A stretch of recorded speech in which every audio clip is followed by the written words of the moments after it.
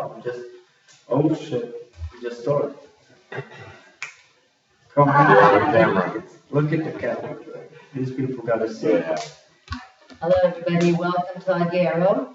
Yeah, we're in Alghero, which is in Sardinia, on the northwestern coast of Sardinia, on the so-called Coral Coast. Beautiful. Beautiful place. Stunning. Yeah. Introduce yourself. My name's Nicola, and I run an Italian language school here in Alghero, together with a friend of mine who's from Alghero. Her name's Angela. And we do Italian language and culture courses. And we met Frederick 2 years ago. 1 year ago, last January.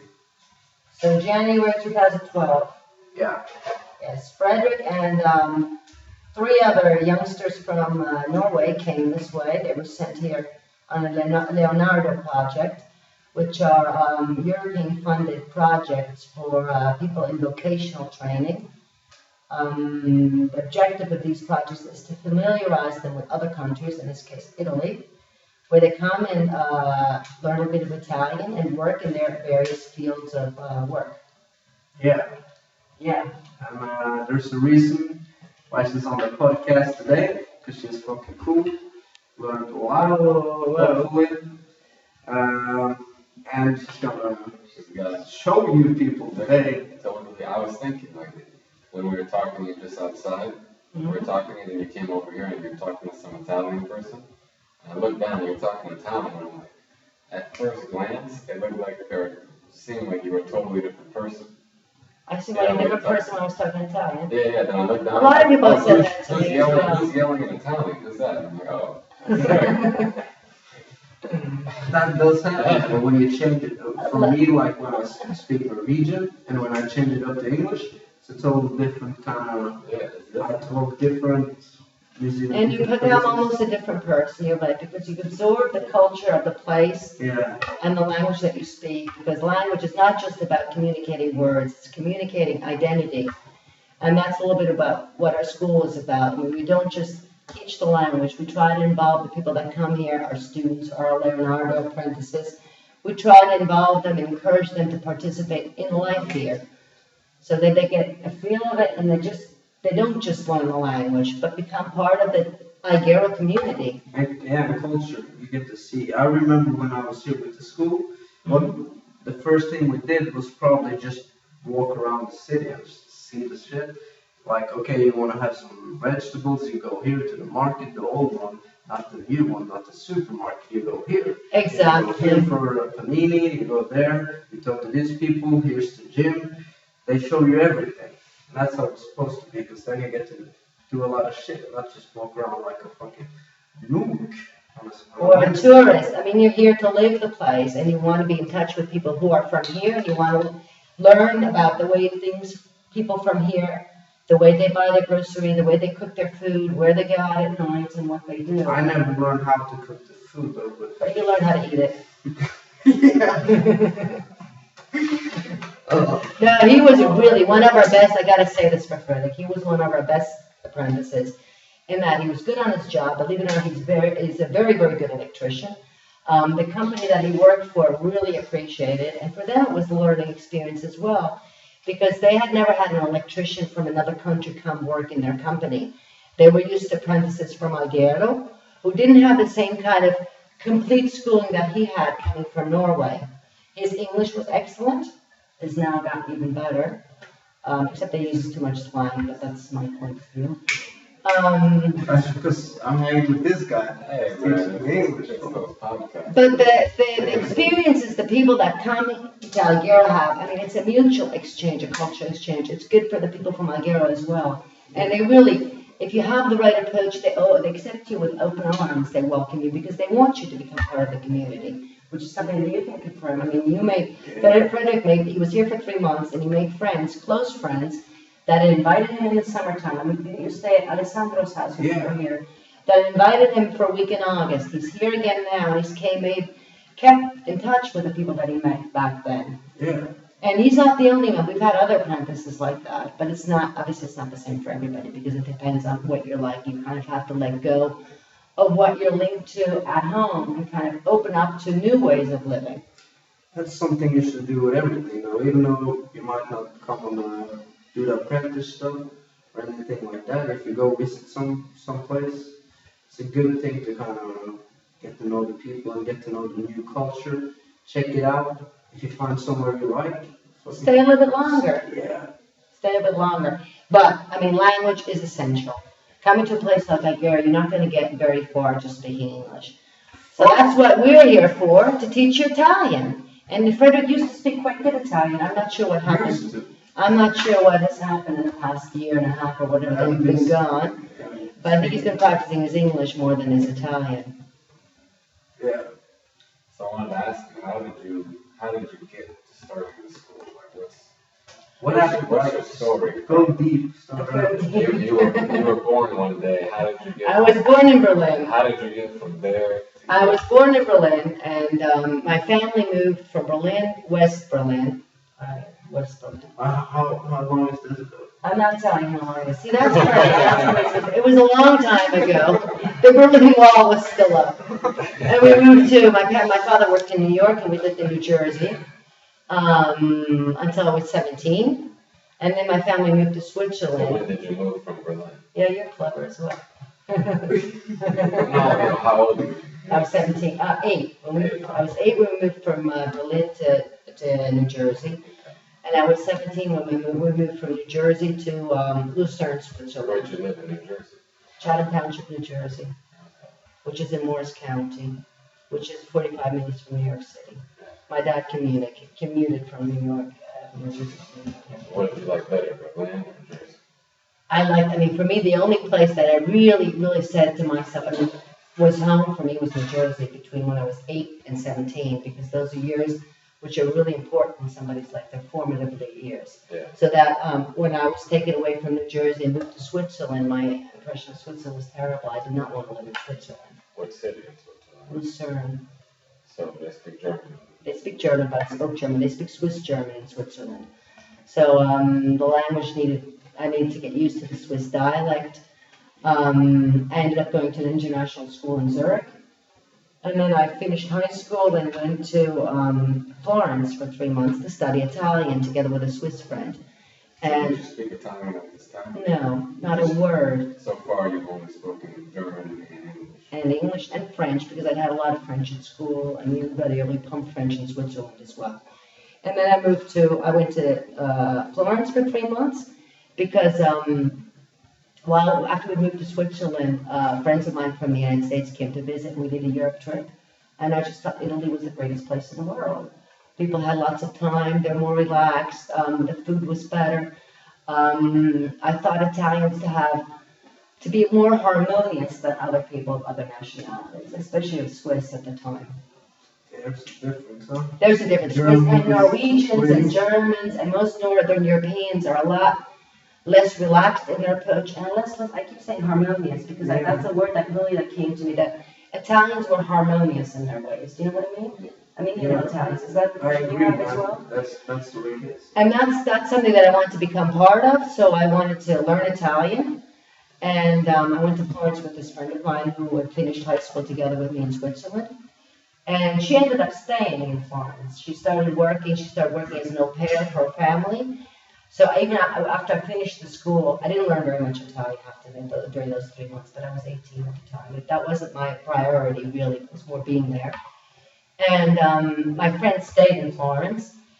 And after I left Florence, I went to Tübingen to study for a year. And every time I had a chance and free time, I would go to Florence to visit this friend of mine who first worked as an au pair girl with a family and then started working in Italian language schools, various Italian language schools, at reception as a secretary. And every time I went to visit her, I thought, wow, this is great. I mean, you're living in Florence. There's all these foreigners who think you're just the greatest thing in the world in an Italian language school. You're in touch with lots of people from different nationalities. It just seemed something very, very interesting to me. And I always had that at the back of my head. And then, at one point my parents had come back to Switzerland. You've got to do something, finish education. So I did a hotel management school, finished that in Switzerland. But never actually worked in hotels, but started working in a sports marketing company in Lucerne. And this company, after bunch of years, sent me to Rome to head up their office in Rome, which was running the World Cup in soccer. We're talking 1990 now. 1990 World Cup in soccer. You've got an idea now. So I pinned down the date.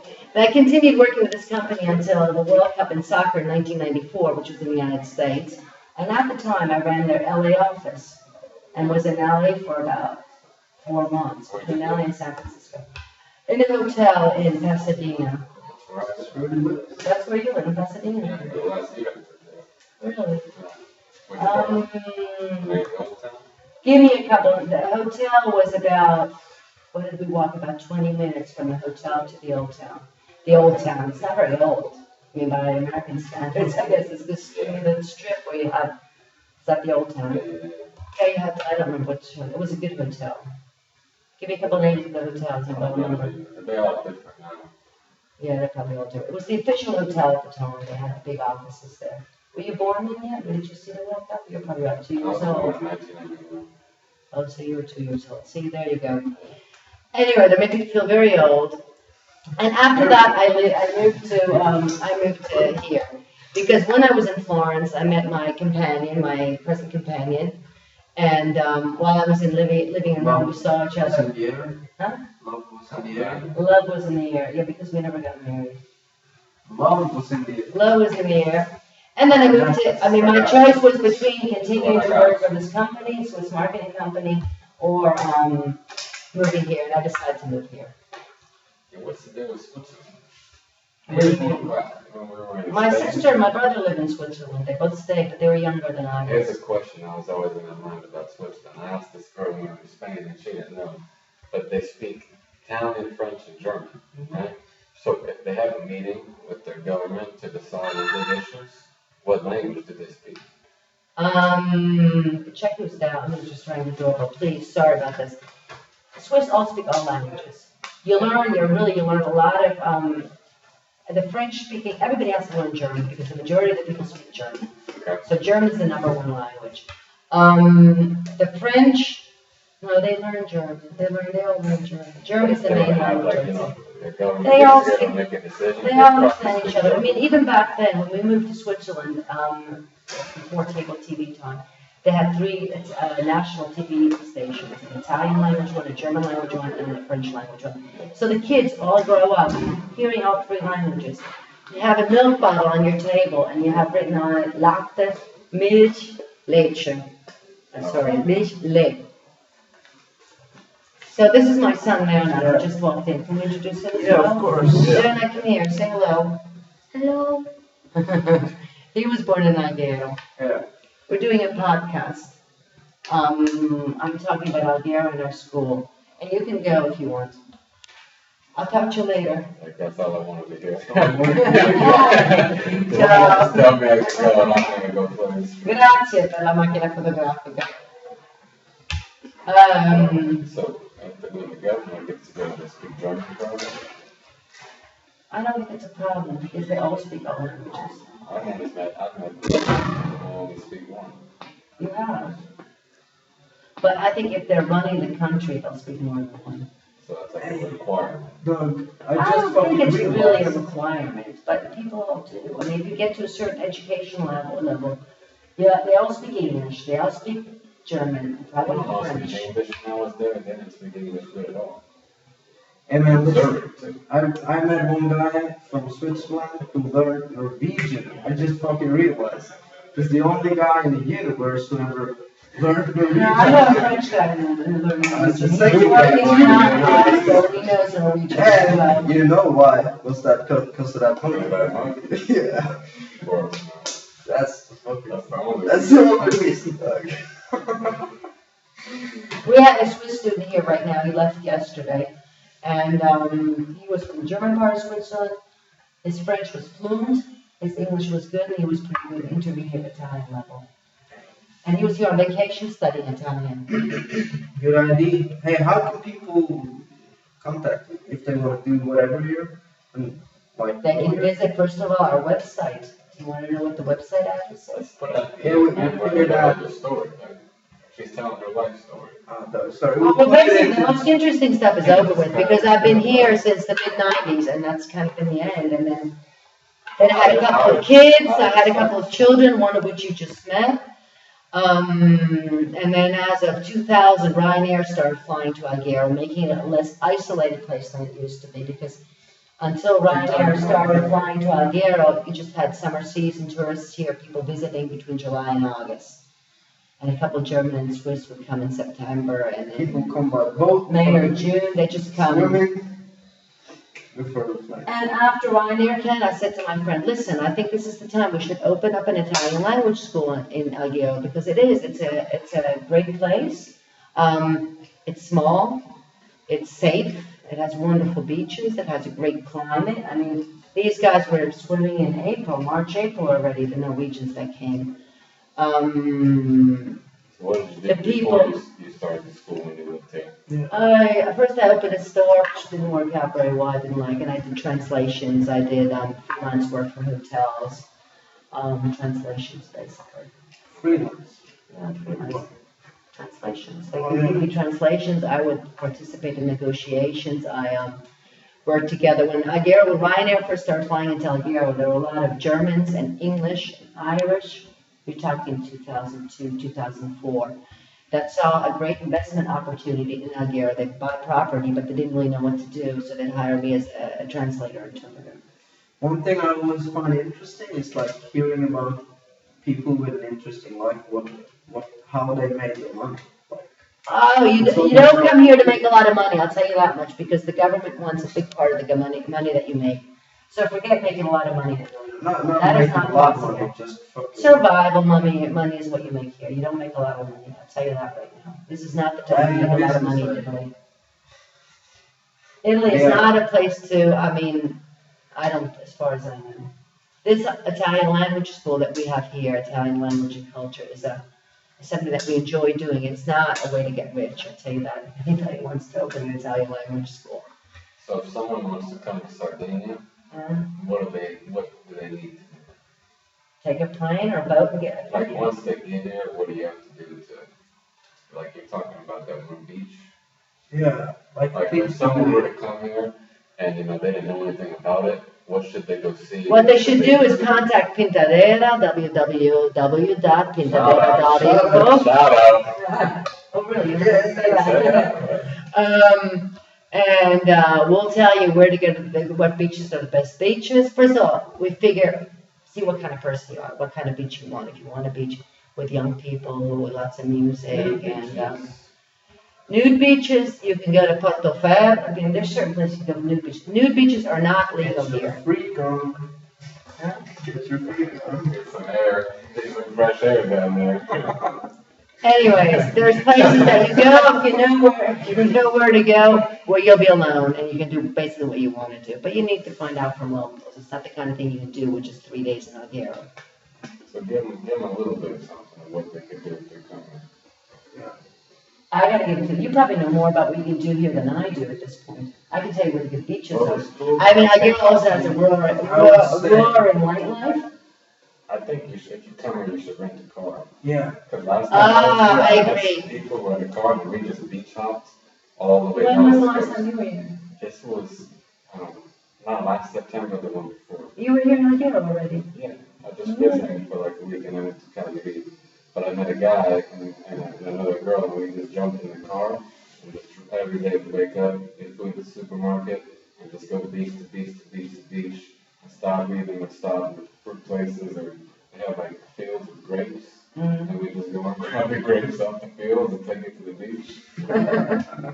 But that was the coolest thing to do here because it's so untouched, It is still very untouched, and there's very severe laws that you can't build close to the coast within 3 kilometers or 3 whatever of the coast. You're not allowed to build new buildings, so the coast is very protected, especially the road that we talked about between Alghero and Boza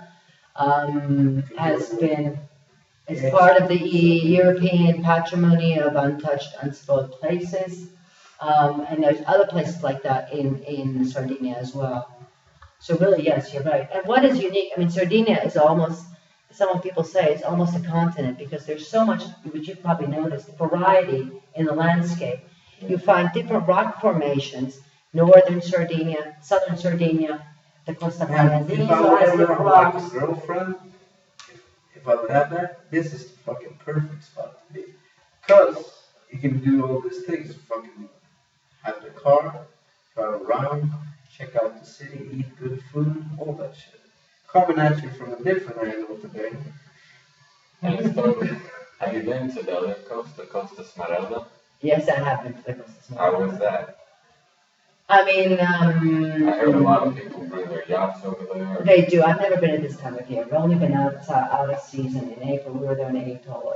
It's very, very beautiful. But everything that they built there, they built without saving any money. So you've got beautiful villas, villages on the sea, little trails, big rocks, villas behind gates and plants that you can't even see from the street. Small coves. It's better to go to the Costa Smeralda with a boat, with a yacht, because you can approach everything from the sea.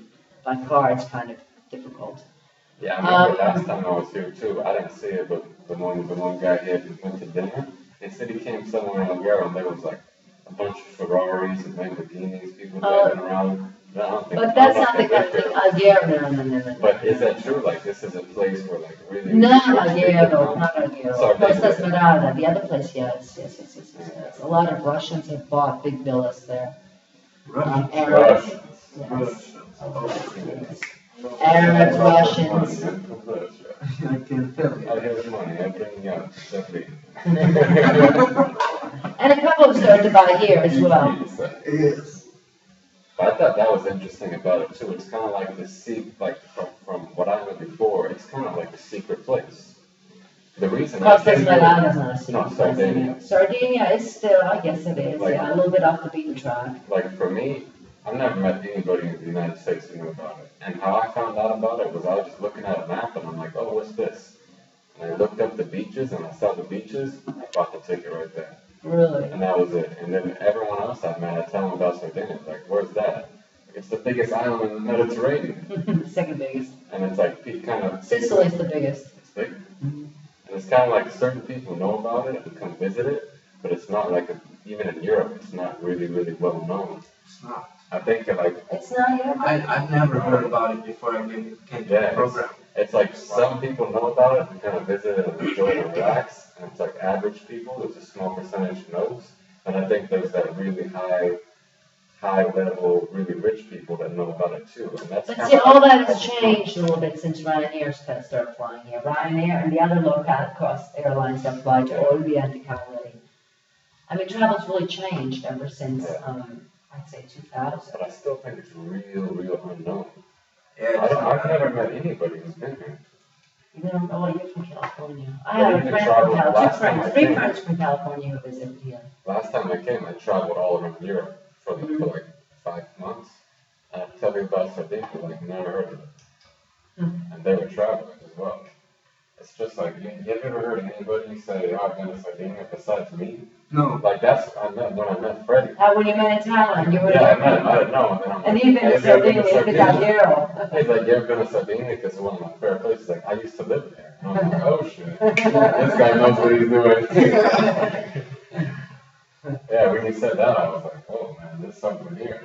Yeah. Well, Sardinia, it really is a continent almost, because it's so different. Have you been to the inner mountain areas? No. I mean, that is a world of its own. I mean, it's as if you're going back to medieval times. It's completely different. If you have time now, I mean, you guys want to do beaches, but it's worth a trip. Yeah. Well, and the city here, they have like these little towers, with like stone. Yeah, they're Spanish bastions, yes. They were built by the Spaniards. Algeria was settled by Spaniards in the 1400s. They took it over. And they sent away all the Sardinians living here. They built the bastions, the old town wall.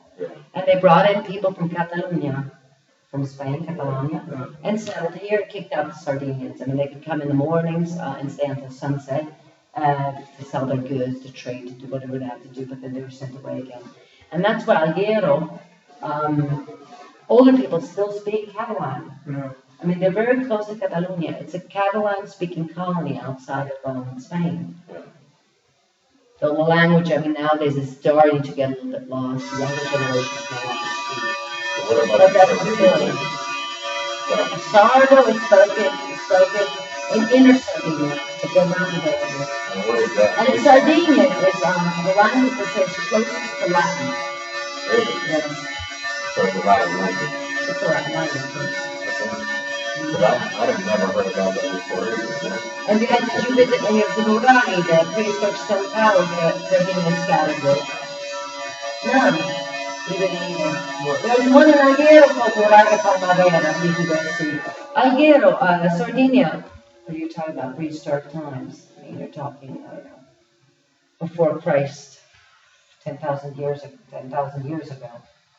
Sardinia had a civilization, the Nuraghi people, and they built stone towers all over Sardinia, and supposedly you could communicate from one stone tower to the next.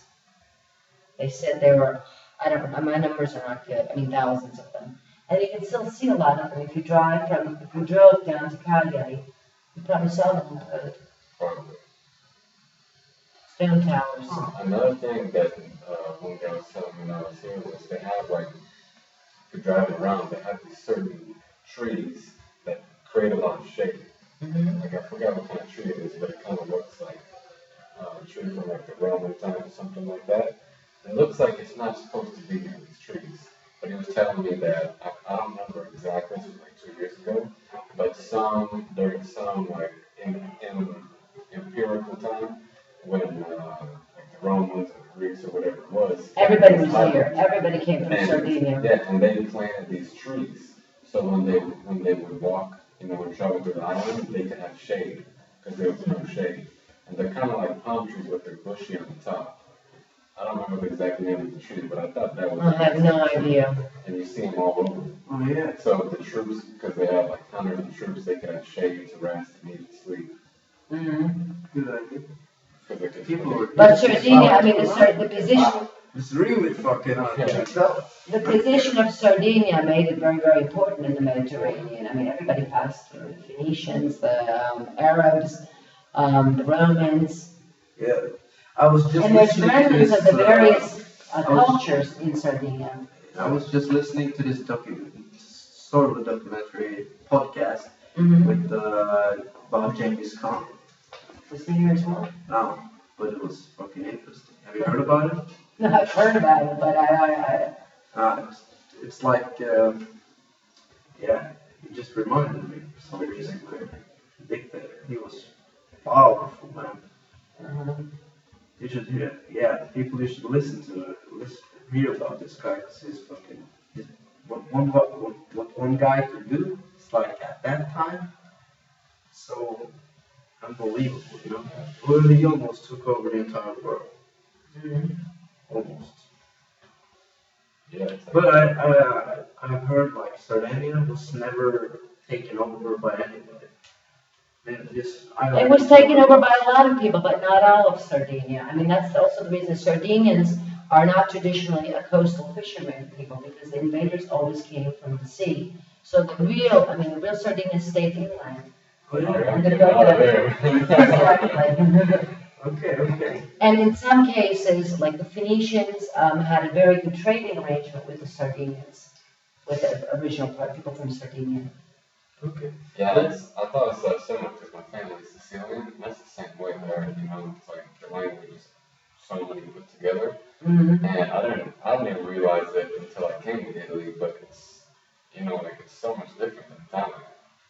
No, Italy is not really a united nation. It's a geographical expression. I mean, what joins Italy is the fact that the language all derives from the Latin language. But that's about it, because there were different countries dominating various parts of Italy, and they only became a country, forcefully so, in 1871, which is very recent. Yeah. And they have different dialects. I mean, I don't understand a Sicilian. I don't understand a Neapolitan. A person from Milan could not converse with somebody from Sicily if they're speaking their own language, if they're not speaking high Italian. Yes. Say the example about this here. Yeah, like in Italian, if you want to say like this here, you say questa qua. Questa qua, sì. Questa qua, sì. But then in Sicilian, with the dialect my family speaks, It's distica.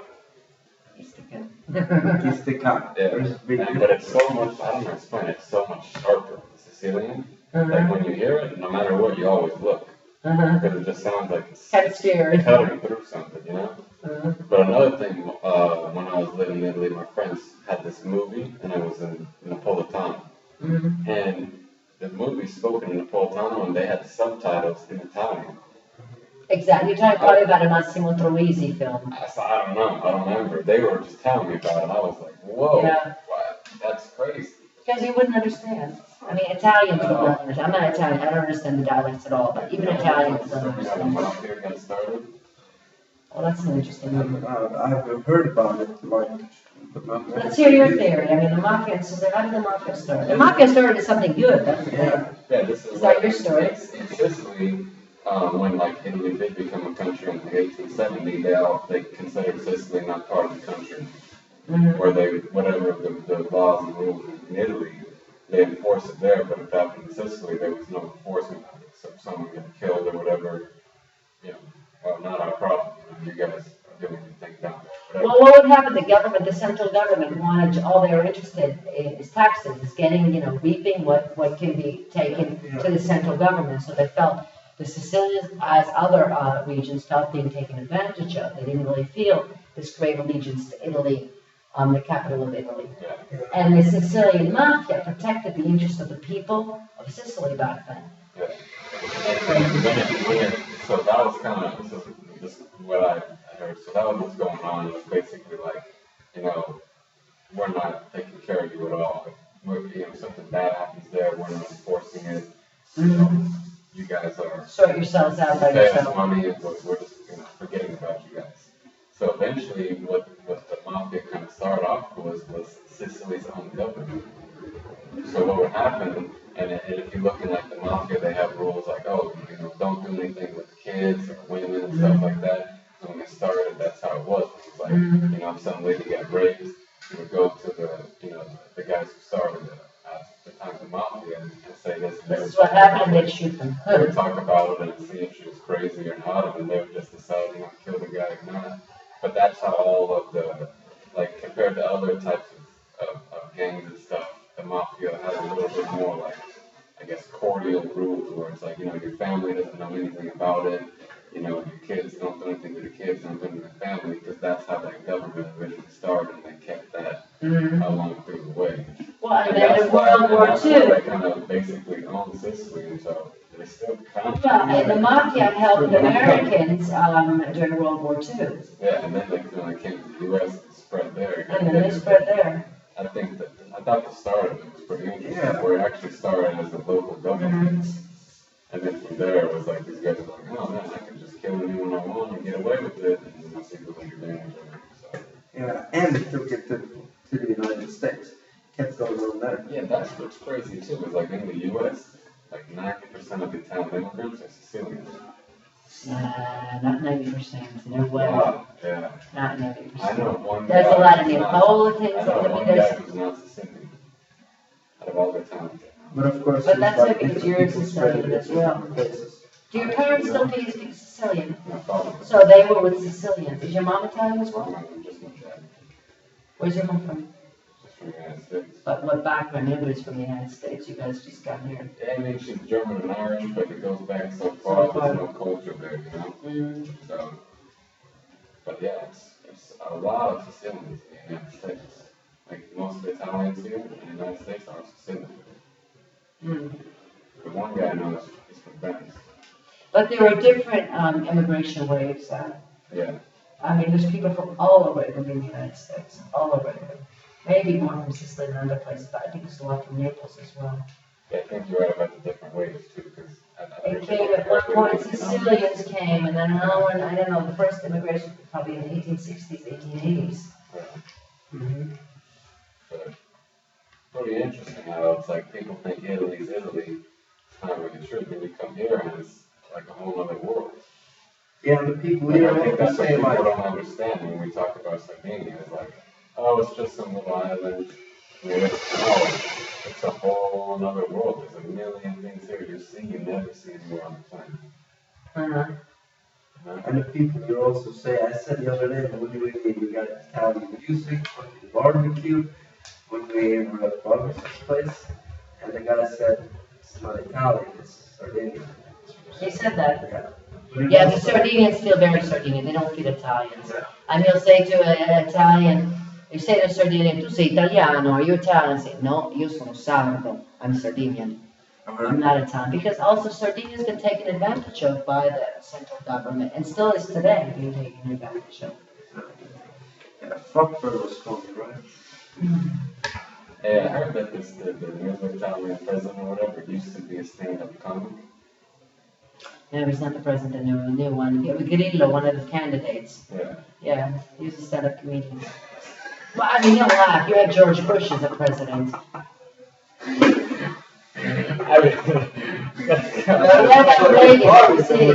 The U.S. is pretty corrupted in itself, but I'm just saying the fact that that's public But he information.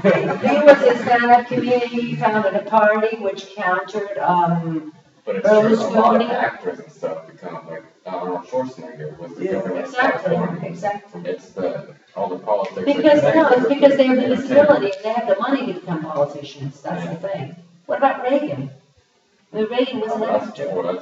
That's before your time, but I mean, study about Reagan. He was a joke. Sorry. No, I don't know. I don't really like U.S. politics at all. But I just thought it was funny. Did you vote for Obama?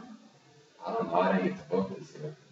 Because I moved. My family lives And you're getting somewhere away else. as of 18, don't you? Yeah, my family lives far from where I moved to Pasadena this year. My family lives a couple hours away, right? And I just never got to think forward into it. So it was the day of. And I'm only allowed to vote in that city that I'm it's like 3 hours away, and I just finished school. So I gotta drive 3 hours, and I get No, but you can, in the States, you can vote by mail easily. Yeah, but you have to pre-order it and stuff, and I just didn't think, I didn't think about it. I thought you could vote anywhere. But you would have voted for Obama, I assume. I don't know. I probably would have voted for his one, yes. Or I don't know, to me it's more important the actual laws to vote on. Because I've seen, it doesn't matter who's the president, they're still going to do the same stuff. It's like, it's still the same people telling them what to do. Like everything Obama said he was going to do, he said the same He didn't stuff. do all of it. But I think it's important to vote So on the it's laws, really- because that's what really affects you. The president's going to be the same, but the actual specific laws, I was mad I didn't get a vote on those. Because that'll affect you directly. We were talking about this a couple of, like, in Ibiza. Yeah. Fucking shocked you, right?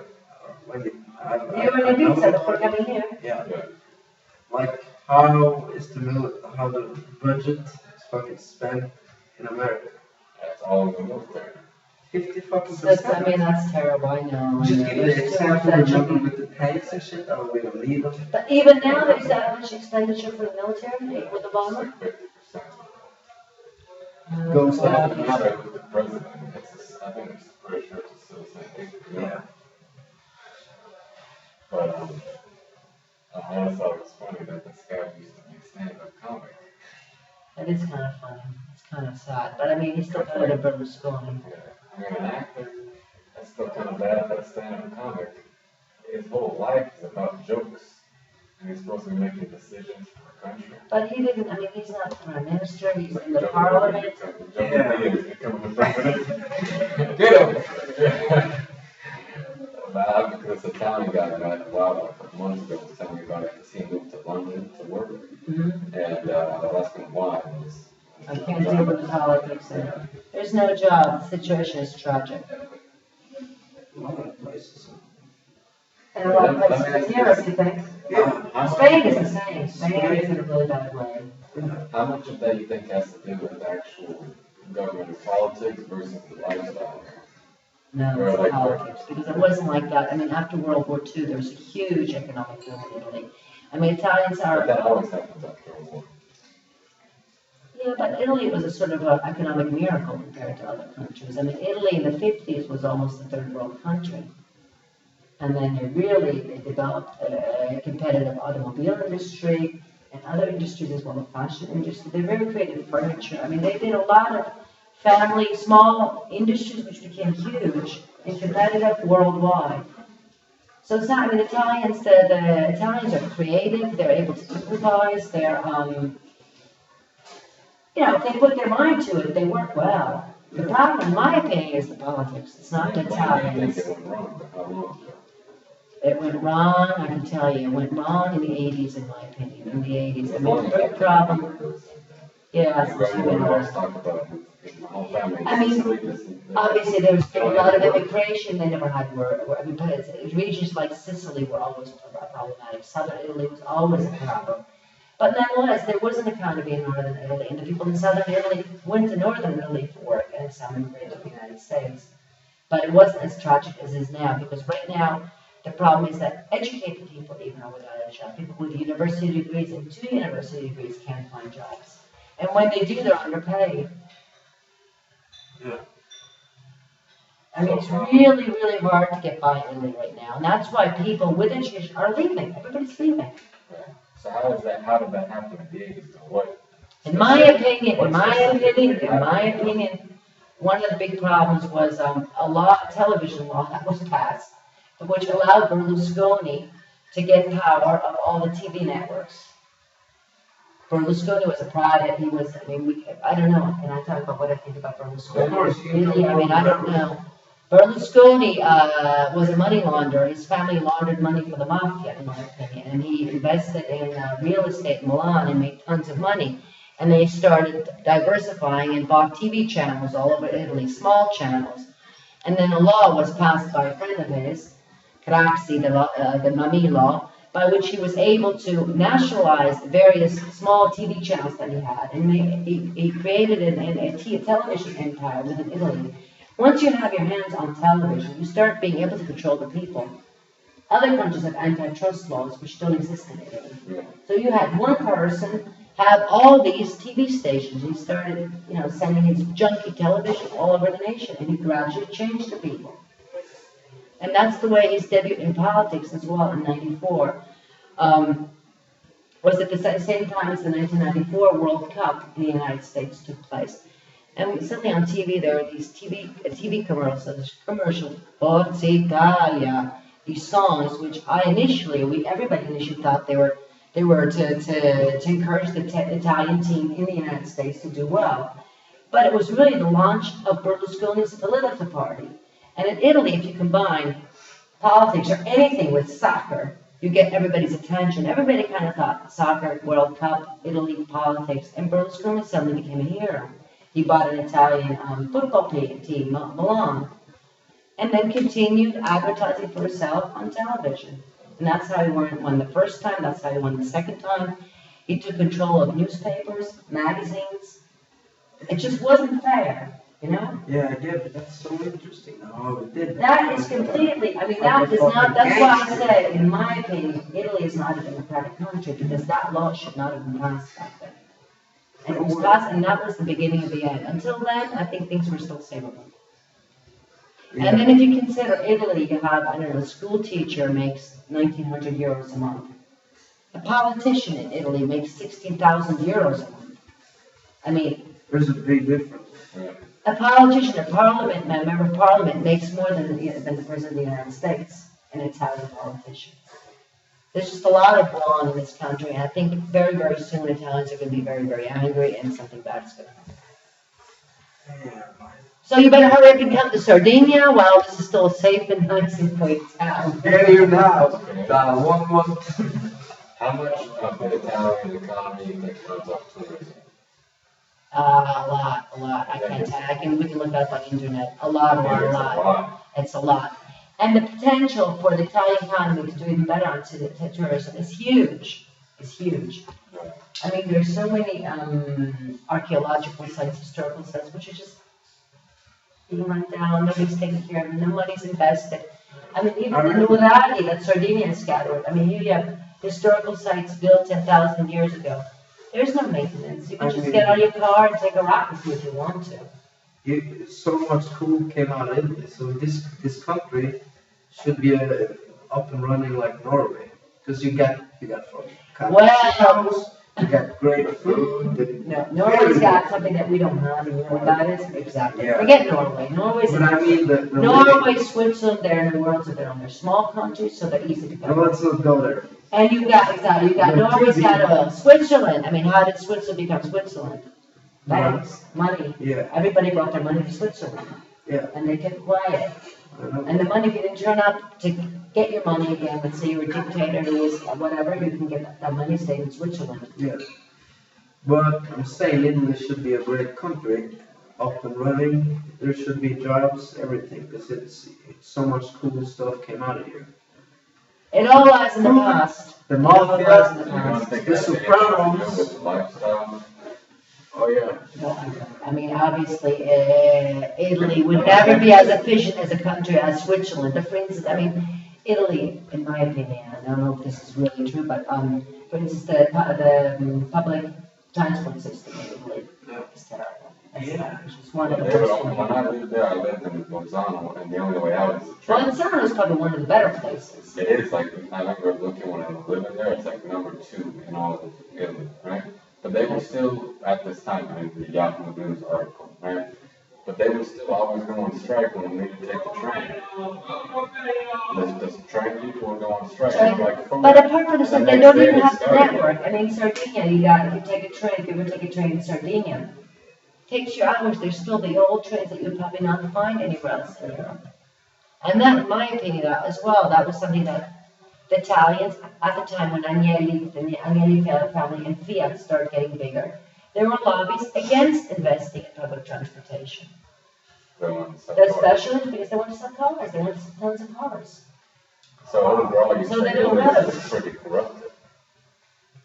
You know, friends do friends a favor in Italy. I mean, I think they do everywhere, but maybe more so in Italy than other places. I don't know. You're fucking helping me out here, man. I want to sell some cars. Yeah, even in the casino, my family was saying, I'm like, because my dad said to them, up to no jobs, they really like antiques. Like when they came to visit us, they bought all these American antiques, like hundreds of dollars worth. Who did? My family from the casino, Uh-huh. right? But American antiques. What are American antiques? exactly, right? It's like little wood thing you put in your house. Like this is a nice kitchen, you know, with a little yarn over it. That sounds like kitsch to me rather than antiques. Yeah, exactly, man. They're like 100 years old stuff, but they were so fascinated with it. So I was like, why don't you start an antique shop? You know, you guys really like them and all that. They're like, no, we can't because then they'll come and they make you pay every month. And if you don't pay them, they you know, they'll. See, the market in Sardinia for now, I mean, I don't know what will happen in the future. There's no such thing yet. Yeah, I mean, that's just, I mean, you know, it's, No, it's not such it's Milan as well. It's a lot of cities. And there's, I mean, the market's expanded. There's areas in the United States where this happens. There's areas in Germany. There's areas. I heard the guys who sell all those fake diamonds from like Africa, that's all run by somebody else. Because they all sell the same thing. And The Chinese shops that all opened up. Yeah. And they came here, they came to Alghero or to Sardinia in general, they paid in cash for their the storefronts that they occupy. Nobody asked where the money came from. one show you could check out, it's not that well made, but it's a good story. It's like probably 8 hours. Corleone, Corleone. the TV show. It's like, It's a TV show. yeah, probably 8 episodes or 10, 1 hour each. American or It's in Italian. Italian, the Italian language, you can use subtitles, but it's really good because it tells you a lot about the mafia, how they used to kill people in Sicily, and how Is it a documentary or? No, it's not, but it's based on facts. So like, Did you see this in Norway? yeah, with people, it's cool to check out if you have some spare time. Corleone. Corleone. Yeah, it's pretty interesting. The mafia always That's fascinating. to America too. Like the thing about the U.S. like the early 1900s is all the immigrants all lived in the same place. Like my grandpa's from Ohio, Columbus. You would think Ohio was like Ohio. Where he lived, he said for like The whole area 10 was blocks, it was all Italians. all And Italian. the only people you bought from was Italians. If you need meat, you bought from Italian butcher. You need clothes, you went to Italian person. Sure. And you just stayed in that part, and then all the other parts, that was other parts. Mm-hmm. And so then, But there's, I mean, it's still a little bit like that. There's lots of little Italy communities all over the States. But it's like tourist, type Now the things. tourist attractions. Yeah. Some of the newer ones are more like the Asian ones. Like there's been a lot of Asian immigrants in the last 20, 30 years. Mm-hmm. So like Korea towns, Filipino towns, Mm-hmm. like that's all Authentic. good, fresh. But yeah, that's what the U.S. has turned into. A lot of Asian immigrants. A lot.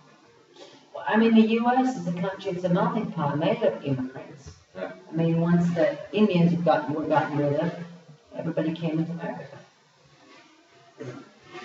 So if you were the president of Italy, what would you do? If I were the president of Italy, what would I do? Well, the first thing I would do is reduce the salaries of Italian politicians and all their fringe benefits. And then what would I do? I would try to invest money not in public operas like the Strait of Messina, the bridge across the Strait of Messina, because that was one of Berlusconi's projects, to build a bridge from... They haven't built that though. No, they didn't, but they spent I don't know how many millions of euros, or tens of millions of euros for the projects for doing it. They just pocket them. Exactly, and when it was given to whatever. I wouldn't do any of that. What I would do, I would invest in schools, because that's another thing that Berlusconi's government has done, is cut schools, and that's a mistake. You have to invest in school systems, because only investing in school systems do you create generations that will be smart enough to run the country. Yeah. But Berlusconi did he cut schools, he cut healthcare, he cut investments in public transportation. All these they should have invested in, he cut drastically. So what do we get now? You've got schools which are falling apart. School buildings were never that good, but the school system in Italy was a good school system. Elementary schools and kindergartens were excellent once upon a time, and high school and universities were competitive with other European countries. Now they're terrible. That way, if you have a good school system, you invest in smart Italians, cultured Italians, well-educated Italians that'll be able to run the country one day. And they'll stay here as well. So those are the things that I would do first of all. In Sardinia, is there specific food that's specific? Sardinia Specific. Specific, there's really... In Italy, there's certain food, and Milan is certain food, and Bologna. They say suckling pig is a specialty here. Suckling pig. See, they eat a lot of lamb. What about carbonara? No, that's not a Sardinian specialty. That's France especially, yeah. Rome, carbonara, matriciana, carbonara. No, it's not from here. They do different pasta. They do a lot of ravioli. You know, ravioli with pasta we have cheese inside. The barbecue, with shrimp in it. Crawfish. Crawfish.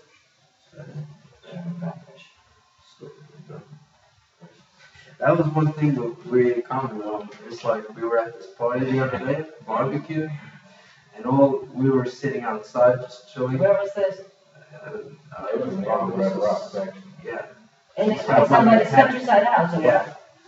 So basically, Who lives near there? Because I live right near the Red Rocks. it's like Bangladesh family or something. Oh, because that's grandmother's house. Because I live, I To mean, get them to go 15 down minutes. this winding little dirt road, from the Red Rocks. I mean, is it in that area behind the Red Rocks? Red Rocks is here, then it goes up, right? The road goes this way. Yes, it goes inland up and then. And it goes up, and then right when you go up there, you go up some road, and you do like a whole maze. And you end up there, I don't know how many ends work, but there's like 2 walls, and this dirt, bumpy road, you go there. Anyways, while we were sitting outside just chilling, all the girls were inside.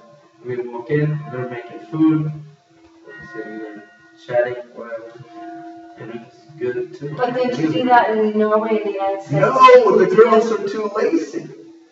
God damn. We gotta teach these women how to teach the real man. Well, we had friends over this weekend. I made the food with one of the husbands of one of our friends. We were the ones cooking. It's not just a woman's thing; it can be both. We had a good time in the kitchen. Of course. Just saying that's how And if we grill outside, it's always the men doing the grilling. I never grill. Yeah, the men did the grill, the barbecue. Barbecue. Yeah. The women in the kitchen. And the women in the kitchen doing the pasta. Yeah. You share. Yeah. And you don't do that kind of thing in Norway. Yeah, we do, but sometimes. You do But in the States. I mean, the United States is barbecue capital. I'm just saying, Norwegian girls are too lazy, and they're not gonna fit my standards anymore. Get your shit together. You gotta step it up. That's what I'm saying. So Freddie's looking for an Italian girl. I'm looking for a girl who's able to do that. Just who can cook. I'm stepping up the standards. Yeah, in the US. In the US too. Shout out. Probably worse than Norway, man. Yeah. Nobody knows that. I remember like one time I had a friend over, kind of a girlfriend, and she made me breakfast. Made me so happy. I think I told you about that already. But that's such a good quality for a girl. She was from Norway. Yeah, when I used to live in Gonzalo, there was this one girl she was in Portugal, but we'd always be hanging in an apartment. And my one friend would always be like, Maria, we're kind of hungry. Oh, what do you want us to make? Make a pasta, like some meat. Yeah, I'm Italian. Oh, The first yeah. thing they would say, if you You say don't you're have hungry, to. they'd make something for You you. don't have to. No. Okay, if we have to. And it's like 2 in the morning. Yeah, because eating together is sharing something important together, and making it for somebody else. I mean, it's tribute to that person. In China, a lot of people have business meetings over meals because it's that connection, like a bond. It is. You want me to check the door? I can check. Excuse me. So that's so true, huh? Yeah. Go with beat. Yeah. How it? Don't you like that? Dark and Look how fucking dark this guy is, man. It's for you, all your listeners, just check this shit out. Cause this guy, man, is I'm getting so dark. so dark. You won't even recognize I'm me. just- Excuse me. I've got a potential client at the door, so I'm going to go answer the door. Listen, And then you this, continue chatting. yeah, We do what we do best. that's slim dick. What have you been doing today, man? Jerking off. Jerking off. I got a lot inside me.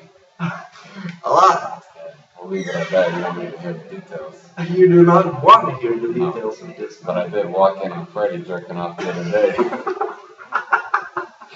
He tried to put a fucking chair on the door so I block it. Yeah, But that did not work. Then I had to go get my charger and I open it and he's laying on the fucking bed, rolls over real fast, his ass is hanging out. And I'm like, Freddie, what the fuck are you doing? Like, you're jerking off? He's like, yeah, man.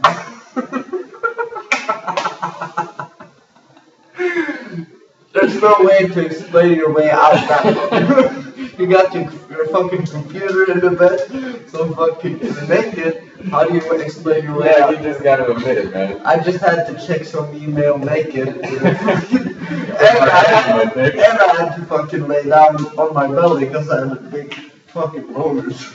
No way out of that one, guys. You just admit it, man. That's the key. If you got jerking off, you just admit it. Yeah, so this is where you gotta go. Luckily, I've never been caught jerking off. You never have been caught? This is the third time I've been caught. One time by my father, one time by my mother, one time by this guy, and probably a couple other times by other people. Yeah, one time, man, I was doing it and like my computer was here. Yeah. And then someone came up, like my mom wanted to use the computer. I'm like, yeah, in a minute. And then she's like, no, I need it now. And walked upstairs. So I had like my shirt here. I just put it over my dick like this because it's big. And my mom's coming is using it. And I'm just sitting there with my dick right under my shirt, just like, please don't let me off my shirt. Please don't lift up my shirt. And she just printed something and left. And I'm like, oh, thank God. Sometimes doing like the most obvious stuff is actually the sneakiest. Yeah. Like, cause she would never expect that my fucking Dick was car under was here. under my shirt right here. But if I did like, some weird shit, it would be obvious. But that was just like, please don't have an excuse to move my shirt. It's so fucking embarrassing though. For some reason, there's just something you do not want to get caught doing by your parents. Like, I don't give a fucking music because you're a guy and we talk about it all the time. But man, I'm just not on that fucking parent level yet, man. I can't. Because I forgot to tell this story, man, but now you've been spending a couple of days with my brother, right? This is a good story. A couple of years ago, when he was 10, It's more than a couple of years ago. It was probably 8 or something. No, 7. Let's say it was a fucking kid. It was 7, 8. So me and my cousin from Bergen, where my mother used to live, we were watching out for him, and he's supposed to go to bed. And we just let him sleep in my mother and father's room. We're upstairs playing like PlayStation or some shit. So we just let him sleep downstairs. And he falls asleep. We don't hear anything from him, so we just, he's probably sleeping, right? We don't give a fuck. So we sit there, play. Around 2 o'clock, my mother and his mother, like my aunt, comes home. And they go to see where my brother is. And they open the door into my mother's room. He's just laying in bed with fucking 4 magazines all around him. He's been checking these things out, and he just passed the fuck out. He saw too much. It was too much. He just fucking just fell asleep, man. Overpowered his brain or something, man. He passed out. That monkey can do that. Yeah, sometimes it's that fucking powerful. And sometimes it's so powerful when you're 7, you can't handle that monkey. So you just passed out and. Remember the first time you see porn, man? It's like, I remember where you just forget about everything else. You see a porn, and like every single thought in your entire mind and the whole rest of the world just goes. And you just see that porn, and inside you get like this excitedness about you. Yeah. You don't know what it is. You're just like, whoa. What is that? And then it's like this. Like that. Yeah. You can't even think. You're not even thinking anything. It's just like a fascination. Yeah, no, I remember fucking seeing that shit myself when I was a little kid. First couple times, like, you're so curious. I know, and there was so much I didn't understand. Like the blowjobs, I could never understand how women would do that. Not when I was a little kid. I didn't even think they liked it. What I did think though, I always thought there was two. This is how confused I was as a kid. I thought they were sucking dick and then blowjob, right? And in English, sucking, like you suck on a straw. Right? You go in. And blow, you blow out. So I thought there was 2 ways. I thought there was a dick suck where you suck your dick. Then I thought when they gave you a blowjob, they actually blew inside of your dick and it felt good or something. Because if you look at the word, that's what makes sense. Yeah. And when you're a kid, you just know you put the words together. So I thought a blowjob should be blow. And then you suck. So, yeah, I don't know. I never tried It's not backwards, I was. Yeah. And I'm like, wow, I don't, because you fucking enjoy my mouth or something like that. I just never understood how blown and I think you feel good. That doesn't make sense, but maybe something like suck, I can see that. Yeah, he tried it on himself. Fuck that. This shit doesn't work for me. Back when I was flexible. Yeah. I was flexible, I can't do it, but Didn't feel good. did a good job. Didn't do the job. Now he sees why he wasn't supposed to blow on it at the first time. Anyways. Suck that. Which, shout out to you girls out there. Get on it, because me and Freddie haven't had a good dick suck in over a year. Not a fuck in a year. It's I've had a dick suck, but it was shitty. We're fucking complaining here. And I've even gone through a couple of fucking girls. 2 girls, man. 2 girls. Two recently, like a couple months ago. And More than 2 girls. Both of them sucked. I mean, they didn't even do it. They said they didn't feel like it. And the other one said she didn't like it. And for that moment, I saw that monkey and I was like, dog, it's over. And I was okay with it. But if I were to get my mind together, I would have quickly said something like, dog. I think that remember the Spanish French girl we met? Yeah. I think they both. Oh my God! Check out the fucking picture on Facebook with the kids saw on. that man. I think they were. I could tell. Definitely. Those girls. Was it the third French girl? No. No. She was just a monkey. I could tell. Yeah, just a monkey. But these fucking girls, man. Oh yeah, They gotta see the video. They gotta see the video. Oh shit! If we're able to upload that to YouTube, if we're allowed to. It's not like you put on video because you can put things on video. Yeah, we'll put it on somewhere. You'll get to see it. And it's fucking powerful interview, man. Baby oil, titties, beach.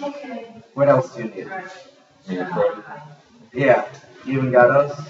For your gay guys watching, you can see my body get all fucking stand up. Yeah, thumbs up, cups up.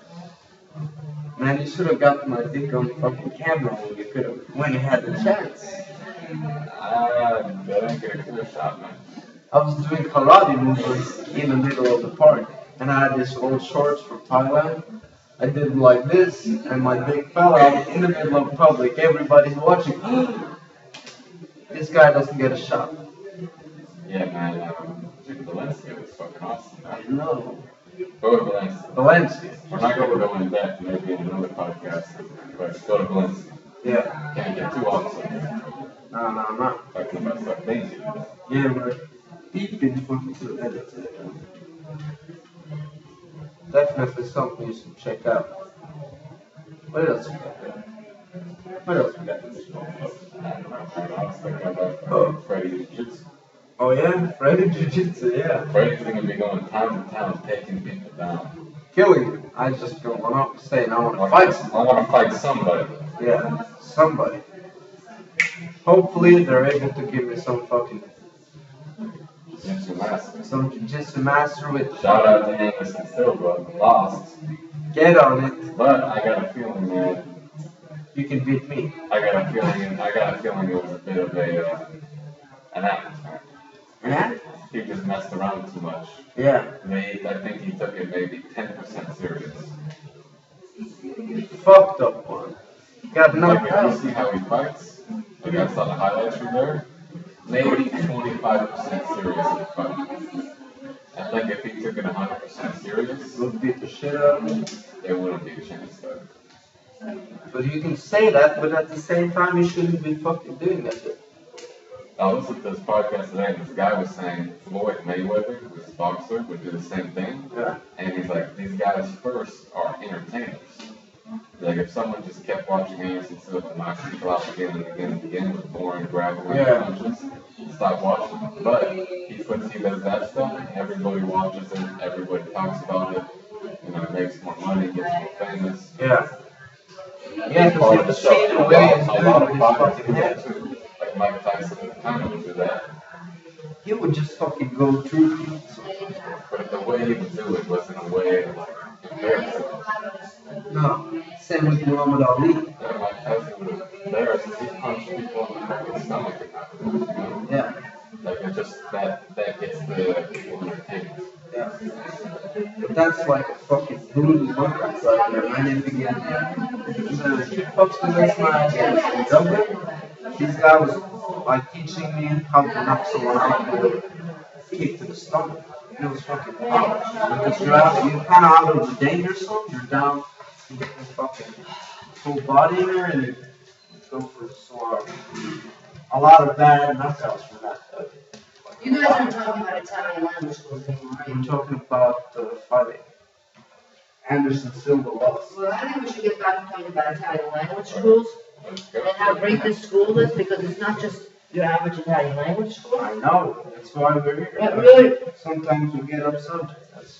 You really gotta, these people have to understand how awesome Sardinia is. Yeah. that's true. It's not just a language school, it's a language school in Alabama. In Alghero. Alghero. This is where else would you rather be to learn Italian? No. I can't think of anywhere. And fucking another thing you can do, man, I always talk about this shit, but remember you took me to the gym with Giovanni and the guys? That's where I got a lot of my friends. Like they would do Because what the we same do- shit. Well, the people that come to us, we try to find out what their areas of interest are. And when they have an area of interest, we'll try to put them together with local people who have the same interest. Yeah. And that way you have different levels of communication. When you communicate in the activity or whatever your level of your interest is, you start using the language, it makes things smoother, easier Yeah. for everybody involved. What about this guy from New York? He sounded like he doesn't do much. Who, Julian? Yeah. What do you mean he doesn't do much? He's Like 15 if years old, what are you supposed to like do? who do you hang out with there? He's like, just sometimes during the school, I want to invite him out. He's not, I think he's very active in his mind, but he's not physically active. He's a really good kid. Yeah, He's a good kid. He liked talking to you as well. I went home the other night and listened to his thing and was sitting laughing. What are you doing? I'm listening to the podcast. You laugh off. Well, how is it? I said, well, I'm not sure you would like it, is what he said to me. Well, and I said, do you think it's something that would promote the school? Well, I don't think it'll be counterproductive. You might as well try. Yeah, of course. Who knows, maybe in 2 years we'll be really famous and then it's getting all that from there, but yeah. Who knows what will happen. It's You never know impossible to what's say. gonna happen. Now, this Julian guy, I mean, the guy he's talking about, he's a 15-year-old boy. His mother wrote to me an email, said, oh, I found your website. I really like your school and what you do. You organize informal exchanges. I wrote back, yes, we could. What are you thinking of? I've got a 15-year-old and a 20-year-old son, and I would like to send them to Sardinia this summer. Yeah. What can you do? My little younger son, studies at Fiorella LaGuardia High School. He's done a year of Italian. So I'd like him to enroll in a language course with your school. I'd like him to stay with a family that could host them and as kids, maybe his age. I said, well, maybe I could host them. I've got a 13-year-old son and a 16-year-old daughter. And that's the way we hooked up. We didn't know each other. We talked once on Skype, once on the phone, via email. And she packaged her boy and sent him over to Sardinia. Yeah. Nobody had ever been, none of them in their family had ever been to Sardinia before. Send your kids to Israel. I mean, isn't that amazing? She even took care of me. I did. I took care of That's little boys, big boys. When I was sick, Trust me, remember? I know, man. I took care of this guy when he was sick too. No, did I tell you about the bed bugs? Yeah. Did I ever tell you about the bed bugs? I fucking felt them. I lived No, them. he lived. Now this is something which has never happened before. But Frederick, I mean, I don't know if you brought the bed bugs. I mean, that's Because probably I put what my I'm bag thinking. on my bed. You were probably the one that bought because you were the first person I'm to the talk about dirtiest this. too, bro. And I couldn't believe it because this had never happened before. He lived in an apartment, in a room that's always rented out. It really had never happened before. Nobody ever complained of anything like that. Right. And then, You didn't believe me first. no, I didn't believe him because I didn't know anything about bed bugs. Bed bugs is something I've heard about in cheap New York hotels, sleazy hotels. Yeah. But not in an apartment that we regularly rent out to our nice students. After you left, the room was closed for a while, Yeah. like a couple of weeks, and then this English girl moved into your rooms, but we had a couple of students. And one day, like on Friday, she said, oh, well, I changed rooms. What do you mean you changed rooms? Why? That room was the nicest, because the one with you had the one with the terrace. Yeah. Why did you change rooms? She moved to the one near the kitchen. Yeah. Because the bed had bug bites. What? The bed had bed bites. Yeah, I was bitten, completely bitten, and then I saw them. Oh my God. So the next thing I got out, we had to empty the apartment, and she did this huge tree that took like 3 days. They came in and they exterminated all the bed bugs. I never told you. You never told me. No, because at the time I didn't believe him. I thought he was crazy. Never told me. You never told me I could have died, man. That But what fucking happened? chlamydia juice. got But there was deep just in 2 me. of you in the apartment. You moved rooms as well. You moved into the other room. I stayed there for a whole place, the whole time. You stayed in that room the whole time with the bed bugs. No! I got out of there. Quick! I didn't even And what happened then, I read up on bed bugs, about bed bugs, and there's lots of bed bugs now all over Europe because of the suitcase thing that people with low-cost airlines coming from all over the world put their suitcases on the bed, Yeah. and that's how they bring the bed bugs. Dirty stuff. But not dangerous though. You can find No, it it's not in dangerous, but it's pretty. some hostels. They bite you. Okay. That's enough about bed bites. Check it out 101. No, I want to say another thing about our great Italian language school, and why Sardinia, why Alghero particularly is a good place to come. It's because it's a small town which has an existence and identity of its own outside of tourism. I mean, if you go to the Costa Smeralda in December, everything is shut. There's nobody there. It's like a ghost town. This is a little town with its own life. It's not a hopping town in the wintertime, but, people live here. Mm-hmm. It's here, and the people are happy to meet foreigners and to exchange experiences, to learn from each other. Do you agree with that? There's a lot. Yeah, absolutely. So that's what makes But it I would say there's so much easier if you talk a little Italian. Because if you were to speak no Italian, it's hard. Like my brother, it works out with Alessandro because he speaks a little English, you know. But and his friends too, they speak a little. It's way easier if you can speak some Italian. Hence Pintadera. Yeah. We got the fucking whole solution for you. We figured it out. You just do it. Just get it. Just maybe asking yourself, why speak Italian? Well, Well, as I was explaining to your brother, you go back home, you meet a girl, you say, oh, I speak a little Italian. Oh my God, really? You speak a little something. She's in love, it's over. No, it's also because Italian is universally recognized as the most beautiful language in the world. I would say like the most sexy language, French. French girls. Oh my God. But Italian's second, so don't mess For with it. men, French is too hard to learn too, so just cut that out of the book, go straight to Italian. But I mean, like, And the food's better. French for men, Yeah. like men speaking French, that's not that attractive, I would say. I don't know. If I were to be a girl, I would say Italian is better. But for girls, French is the real good. Yeah, you meet a girl, you speak a little Italian, So, so she's in love. So come to the school, see the beautiful places. You can jump off rocks. They got like 15 meters high dive into clear water. You can see the bottom. They got really good pizza here too. The food's good. And the beaches are amazing. You can go beach to beach. You can go to the center. Some guy was telling me there's like this place called the Seven Valleys where all these hippies live. Ah, la Valle della Luna, you mean? Yeah. The Valley of the Moon. Yeah, Valley of the Moon. You can go see the hippies if you're into that. You guys gonna go? It's beautiful. I've The heard. place is beautiful. Yeah. I mean, the rocks there, the rock formations are gorgeous. Beautiful valleys, mountains, castles to see. You can go to Cagliari as well. Yeah. It's like a more of a Cagliari is city. nice. I like Cagliari. It's more of like a city. And the water's so clear too. I've never seen water this clear. And what else is there to say? fucking check it out. It's a life experience. You gotta Why wouldn't you go there? It is a nice experience. Why wouldn't you go there? I would, You have to be retarded not to go. yeah. Where is it? Seriously. Missing out, you Listen to them. probably. They're here. They've been here. Probably only live once, and you gotta check it out. For sure. I remember I did that bed saying, man, I wish I would have gone and started being able to learn Italian. Yeah. I like would have been fulfilled if I would have done that. I could have got that fucking monkey. So much more in my life if I just listened to him. There you go. Here you go, man. Pintadera. We're helping these guys get laid on so many levels. And the woman. And actors. And women, of course. For the women, you come here, you learn Italian, they'll teach you how to cook, you go back home, you get married. You cook Right for your now, as husband. we sit here, You cook for your husband. there's a cooking course going on organized by us. Hey, here you go. That's That's for the fucking women. full circle. You go back home, you get married, cook for your husband. And I'm really sorry you guys didn't go on the Never- sailboat trip. You would never love gonna that. leave. You would love the sailboat trip. And you'd really like Giovanni. Yeah. What did we do that day? Went to another beach. That's right. Fred on that says if you get married a girl and she cooked really good, would you ever cook? Oh, no, no. Come in and learn how to cook. Take the cooking course. Yeah. 40. Or, that's an important We aspect. got both sides now, man. I know, we got England and we got this cooking class. We learned it all.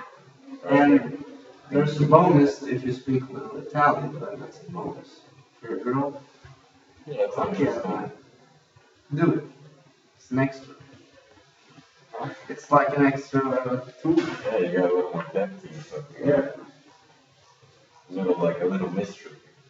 Little mystery in your repertoire. Yeah. You got anything you want to show on there? No, I'm just looking up and if there's anything that will inspire me to say something else that might entice people to come. I think we convinced them.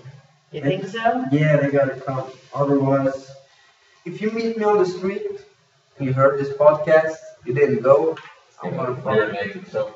real naked choke you, maybe not even talk to you though. Oh dear, oh dear. Most likely.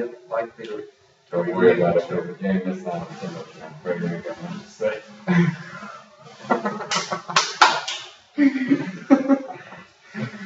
Oh yeah.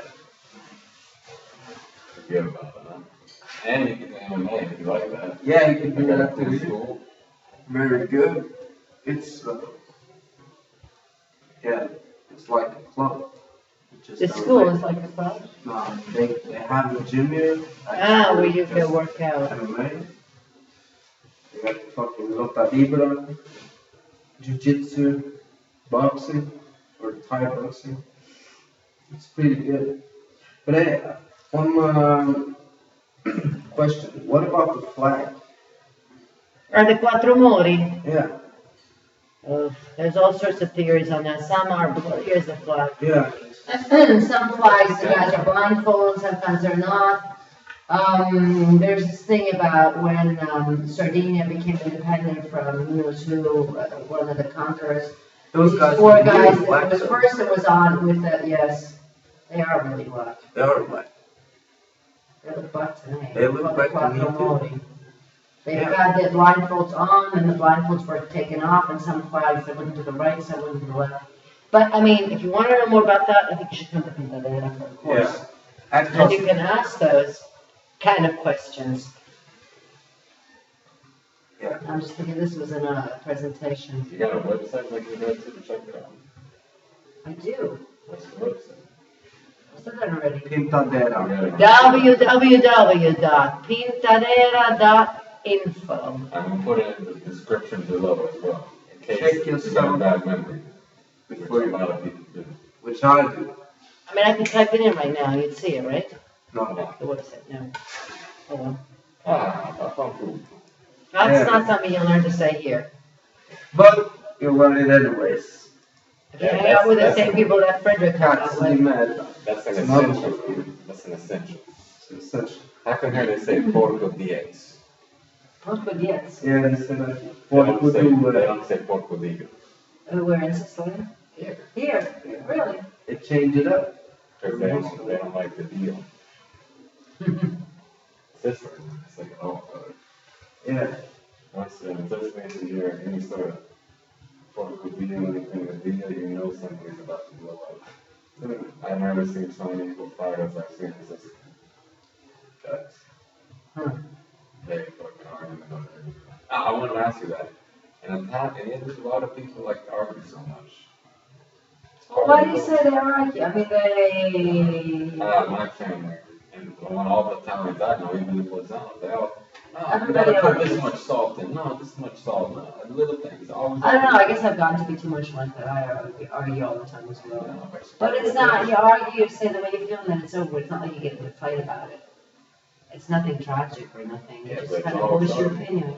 And it seems like it's arguing, heated argument, because Italians are very physical and they always, I mean, the language, the hand-line gestures are another language of their own. We do a lesson on Italian gesticulation What is as this? well. It means I don't care.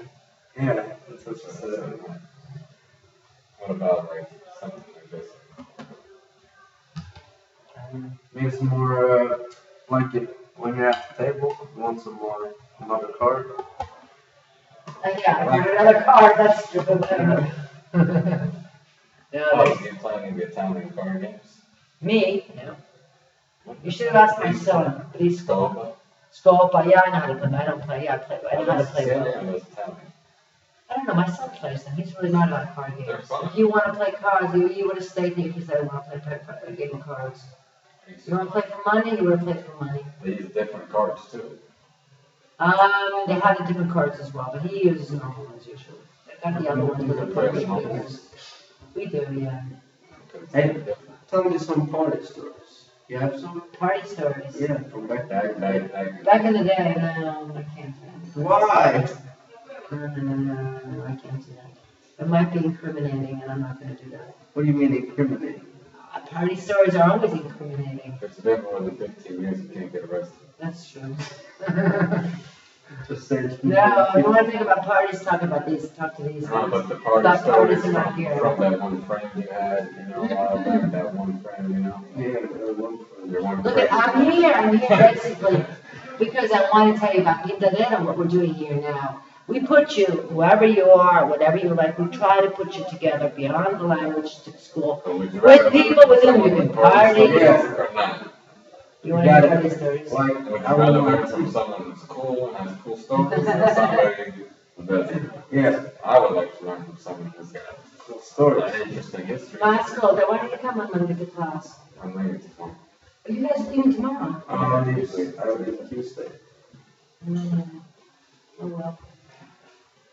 Otherwise, you can come to class on Monday. How long do you think it takes to really learn a language? It depends on so many factors, you can't say. Say- You really cannot say. You can't. Say you live impossible to say. somewhere and everybody It depends on well, your first native language. It depends on how gifted you are at learning languages. It depends on your commitment. It depends on what you do in your free time. It depends on, it depends on so many factors. It depends on the amount of how many languages you speak. I mean, somebody. So you live here and everybody you know only speaks Italian. Right? On average, how long would you say it takes? To get to what level? To get to what level? Like you can just have a conversation with anybody. 6 months. Yeah. Would you say? I would say 6 months probably because I remember I You met were this getting good at Swedish the girl. end as well. You were getting pretty good at the end of the year. And he put very little effort in. You were gifted at one. I couldn't No, he He was little effort in He didn't everything. put a lot of effort in. No, And he was, Freddie was very good. You were very good after 3 months without putting any effort into it. I put necessarily what I needed to put in. I mean, if you would have done 3 months with effort, if you would have done another 3 months, 6 months, you would have had Italian. Okay, man, but I talk to people. Okay, though, I And can't what really really make messed too me up much was attention. in high school I took some Spanish courses because you have to. Yeah, that's, So, and I know Sicilian, like I could talk with so some the Spanish but courses were easy for you. no, just because I don't know. Well, you understood the Spanish, didn't you? Yeah, I kind of understood that the way they taught it was just bad. You know, it was like, here's a 60 vocabulary words, memorize them and fill in the blank in a text. But the hardest part for me learning Italian was unlearning the Spanish and the Sicilian. That was the hardest part. No, that's a problem here as well. We've got Spanish-speaking people who come here and they spend here a week, 2 weeks. And they're still, they understand everything from day one, but they leave here after 2 weeks, 3 weeks, and whatever, still speaking Spanish. Yeah, I that mean, was hard. it's tough. To unlearn something is way harder than to learn something. But I think you could do it. If you were to stay here, to spend 2 months here, you'd probably do really well. It's just doing it, you know, the more you do it, the better you get. When I was living in Bolzano, I was speaking really good. And I went to visit What my did you do family a in year Sicily. abroad or what, in high school? I was there for like 4 or 5 months, 4 months. But then when I finished, I could visit some of my family in Sicily, and I could speak with all of them good, except one of my aunts, because she spoke this really strong dialect that like you wouldn't even understand. I wouldn't understand any Sicilian dialect. You understand how more than I don't understand. So where do you go from here when you leave?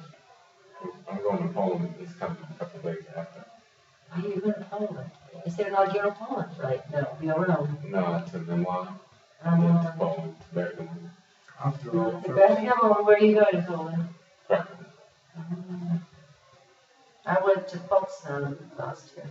Is that place nice? I've only heard of like one person who's been there. The old town's not bad.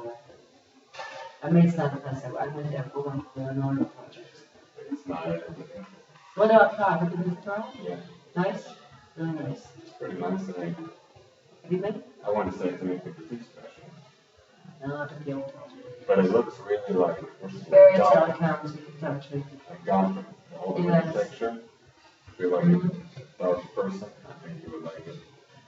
If you're like, you know, spiders and shit like that. And like haunted houses. Dracula, you know. That's something I want to do now. To go to Romania, and then go to Transylvania and go to Dracula. You got, you know, did you see there's an Algero Bucharest flight now? Yeah. With Wizz Air, did you see that? 2290, 2990. I saw an advertisement. didn't see it. Where are you going from here? Me? You're going to Poland. We're going after it. I don't know if there's some other like either Ukraine, Romania, or Bulgaria. We've got a lot of students from those countries this year. First year we've had Ukrainians, Bulgarian. We've had some very pretty girls here. No, Very that girl I met the other day was Bulgarian. She was Bulgarian. I was so surprised, man. I could tell she was an Italian because she walked up with McDonald's ice cream. Julian told me that. He was like, did you notice that Kanye came I'm like, in I didn't even talk to her yet, but I'm like, she's not from here. No Italian can be McDonald's ice cream when you get a quesadilla right next door. I don't get it, man. That's something you should never do when you're any country, man. Not Especially- even But maybe they don't have McDonald's ice cream in the Boogie Bong area, or where she's from. They In the small absolutely town do. she's from. They do? Probably. They got McDonald's everywhere, man. That's probably why she got it. You know?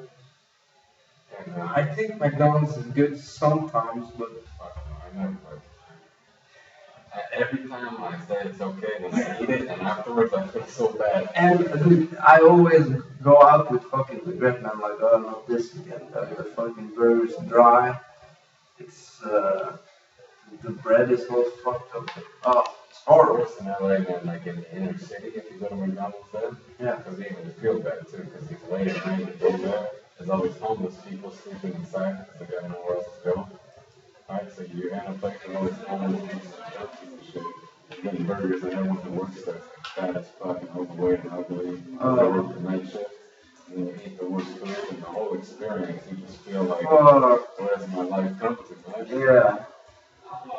That doesn't sound good, man. That's in the city. I was gonna say something about it. But yeah, I always go in there when I'm like, was drunk the day before and fucked up stupid in my head.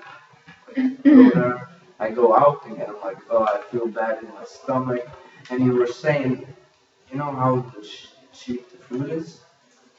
And you have to, like you were saying, it's like you have to shoot it there, the fucking meat, shoot the animal, you get it, cow, whatever. Then the bread, then the ketchup, then the lettuce, then the everything. Put it all together and it's so cheap.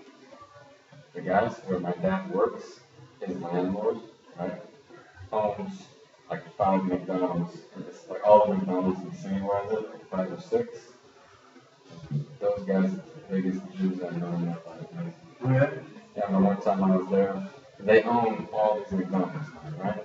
Yeah. They make a ton of money off it. It's like a franchise, you know? Yeah. All you do is set it up, and people come, you don't even get a thing.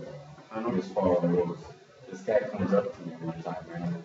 He's like talking to me, like my dad was telling me about, you know, like your dad tells his friends about you and talks to me like, oh, so you're going to school, you're doing this, like that type of shit. Yeah. It's like, I'll tell you what, pulls out his wallet, he pulls out this thick of like coupons, right? And this guy pulls out one coupon for a free coffee. I'll tell you what, I'm going to give you this coupon for a free iced coffee. And he had about 100 of them. I'm like, Dad. What? Fuck you, man. He gave you what? What? Should have got you like, here's a fucking bunch of Yeah, coffee. it's like your friend, you know? It's like, these cost me nothing. Yeah. And if, to make a cup of coffee takes cost what, 5 cents? He gives me 1. And he's like, take that, my treat. I'm like, Yeah. But those guys, like, even my dad works there, they always don't pay for the stuff. And then, you know, they're real Jews, you know? Real fucking juice. Hey, we should have that guy here. Okay. We gotta get a real producer though. Who? Little kid. New York, New York? New York. Tell me he was going to Israel. Julius. He said he's going to Israel. Like a real Jew. Okay. We got that yarmulke, we got the glasses. Tell me about the Dead Sea and stuff. But he's from New York, man. If you want to meet a Jew, go to New York. Forever. Okay. I never even met a Jew in Norway. Okay. They don't have it. So Right, this is so- a They new. don't? I'm surprised that you guys got so much money. I know they should be fucking ready for our country. But we do not have. We probably have some, but I've just never met it. It's not wrong. Sure, that's, huh? Yeah. You want to wrap this up? I'm sorry I'm not being very attentive right now. Gotta do something. But you guys are chatting along. If there's anything that I can do to contribute. Yeah, of course. Just we'll let you know. I think we should wrap it up. Yeah, wrap it up. Get some food. Get some food. now that we're here. Yeah, that's about it, man. Fucking contact us. Facebook, Don't. Twitter. Yeah, we've got a great Facebook page as well. Look Yeah. for Pintadera on Facebook. Okay? We'll put it in the thing below. In the thing, Because I know you guys probably don't know how to spell that. you don't know how to spell shit, do you? Anyway, You know. I do. I know how to spell. You don't. No, you know. I do. You couldn't even spell serious. But it's because it's not. No.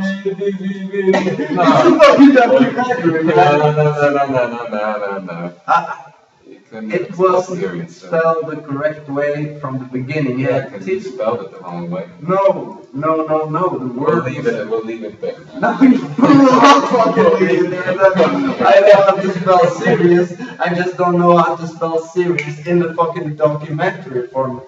That's what I didn't know. I know how to fucking spell serious. No, fuck. We'll leave it at that, man. Okay. Is that it? We're gonna say goodbye. Yeah. Goodbye. It's been a pleasure. I hope to see you all and welcome you all in Alguero. Big kisses. Ciao. Thank you.